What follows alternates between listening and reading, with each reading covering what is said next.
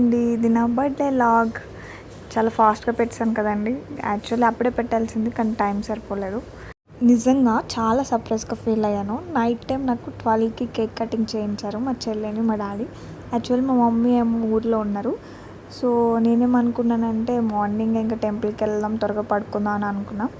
But చూస్తే ఒక surprise ఇచ్చారు నాకు. నా ఫేస్లో ఆనందం చూసారా, చాలా హ్యాపీగా ఫీల్ అవుతున్నా.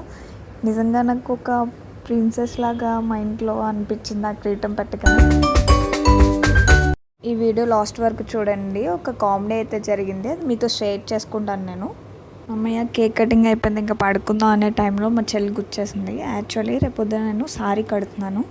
సో చేతులు మామూలుగా ఉంటే అసలు బాగోదు కదా అని చెప్పేసి గోరింటాకు అయితే పెట్టుకుంటున్నాను. కోన్ అయితే ఎందుకులే డిజైన్స్, ఇదైతే బాగుంటుంది కదా అని చెప్పేసి నైట్ 1:00-1:30 అయింది. అసలు టైం కూడా చాలా ఫాస్ట్గా అయిపోయింది. ఏం చూస్తున్నారండి, నైట్ ఏమో శారీ కడతానని ఇప్పుడేమో డ్రెస్లో కనిపించాను. యాక్చువల్లీ మా డాడీకి 7:30కే డ్యూటీ. సో ఆ టైంలో మనకి రెడీ అవ్వాలంటే టైం సరిపోదు కదా, అందుకని డ్రెస్ వేసుకున్నా. డ్రెస్ కూడా చాలా బాగా సూట్ అయింది. అండ్ నా గోరింత కలర్ చూసారా, ఆరెంజ్ కలర్గా ఉంది కదా. కాకపోతే ఈవినింగ్ చాలా బాగా పండింది నిజం చెప్పాలంటే. ఈలోపు మా డాడీ సేమియా రెడీ చేస్తున్నారు. సో నేను కూడా రెడీ అయిపోయి నెక్స్ట్ ఏంటి, దేవుడికి దండం పెట్టుకోవాలి కదా. పూజ అయితే స్టార్ట్ అయిపోయిందని అలాగా దీపం పెట్టుకుని పూజ చేసేసి ఇంట్లో పెట్టుకోవడం అలవాటు మాకు. ఏదైనా సరే ఇంట్లో ఫస్ట్ దండం పెట్టుకున్న తర్వాతే మేము బయట గుడిలోకి వెళ్తాం. అండ్ తర్వాత పూజ అయితే కంప్లీట్ అయిపోయిందని తర్వాత ఎవరి దీవెనలు తీసుకోవాలి చెప్పండి. మళ్ళీ ఇంత కష్టపడి పెంచి పెద్ద చేసి మనకు తోడుగా ఉండి కష్టాల్లో కూడా మనతో ఉన్న వాళ్ళు ఎవరు, మన పేరెంట్స్. సో మా డాడీ దీవెనలు కూడా అయిపోయింది. మా మమ్మీ కూడా వచ్చిన తర్వాత దీవెనలు ఇస్తుంది బాగా. సారీ అని ఎగిరాను, కానీ సారీ కట్టుకోవాలంటే చాలా కష్టం అండి బాబు.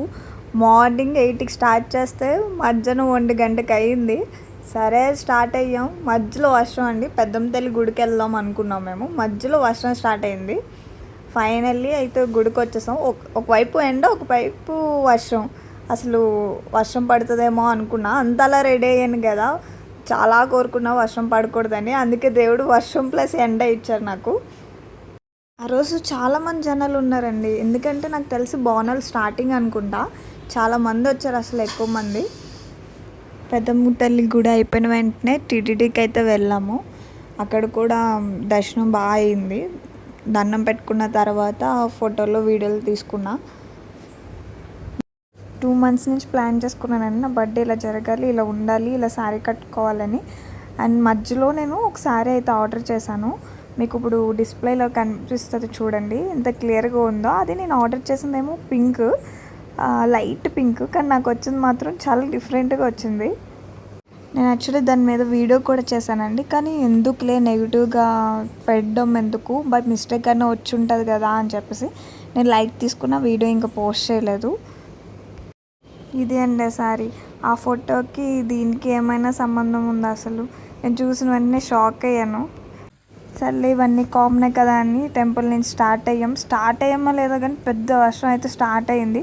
ఫుల్ తడిచిపోయాం అక్కడ. సర్లైన వర్షంలో కూడా ఎంజాయ్ చేస్తున్నాను నేను. ఇంటికి వచ్చేసిన వెంటనే మా చెల్లి అయితే వచ్చింది. మా చెల్లి కూడా నాకు సర్ప్రైజ్ ఇచ్చింది, కేక్ తెచ్చింది. అసలు ఎక్స్పెక్ట్ చేయలేదు తను వస్తుందని. సో ఫస్ట్కి వెళ్ళి మళ్ళీ రెడీ అయిపోయినప్పటికీ నా ఫేస్ చాలా డల్ అయిపోయింది, ఎందుకంటే అవన్నీ తిరిగి వచ్చి వర్షంలో తడిచి వల్ల. కానీ చాలా బాగా ఎంజాయ్ చేశాను. నా బర్త్డే అలా గుర్తుండిపోయింది, నా లైఫ్లో బెస్ట్ బర్త్డే అనుకుంటా. అండ్ మా అన్నయ్య చాలా కష్టపడ్డాడు నాకు ప్లేసులు తీసుకెళ్ళడం కానీ. అండ్ నేను రెడీ అయినప్పుడు చాలా వెయిట్ చేశాడు. పొద్దున్నే వచ్చామన్నాను ఫొటోస్ వీడియోస్ కోసం, పొద్దున్నే వచ్చేసిన తర్వాత ఎంతకి ఒక 9కి వచ్చేసాడు. 1 వరకు ఉన్నాడు పాపం. యూట్యూబ్లో ఇదే నా ఫస్ట్ లాంగ్ వీడియో అండి. షార్ట్స్ చాలాసార్లు చేశాను, బట్ లాంగ్ వీడియో అయితే ఇదే నా ఫస్ట్ వీడియో కాబట్టి ఎక్కడైనా మిస్టేక్స్ చేసి ఉండొచ్చు, కానీ ట్రై చేయండి సపోర్ట్ చేయడానికి నా ఛానల్ని.